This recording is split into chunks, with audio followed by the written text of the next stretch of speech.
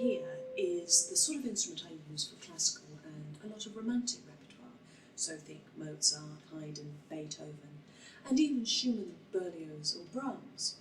It's sometimes called a natural horn. That's because it uses just the natural harmonics, but has no vowels or keys to augment the harmonic series. And it's sometimes called a hand horn because we use a technique called hand technique to play it. You'll see that it has a lot less tubing than the modern French horn. In fact, it looks closer to the hunting horn, which is absolutely right because this instrument is a direct descendant of the hunting horn. Hunting horn was restricted to the notes of the harmonic series, which are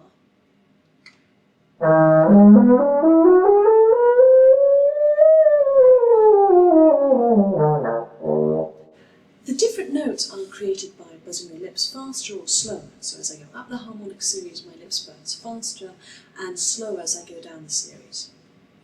In the early 18th century, when the horn first entered the orchestra, composers such as Bach, Handel and Vivaldi often wrote horn parts that exploited the harmonic series. So they used a lot of triads or would quite often use the high register where you could get the closest thing to a scale.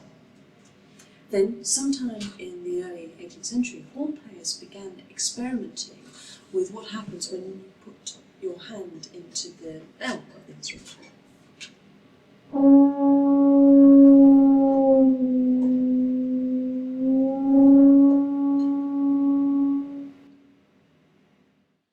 Over the course of the 18th century, this technique was developed to such an extent that the instrument was considered almost fully chromatic.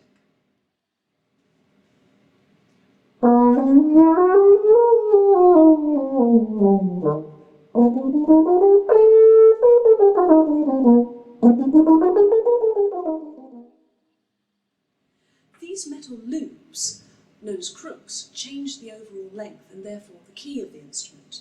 So for example, this one is an E flat, whilst this shorter one here is an F.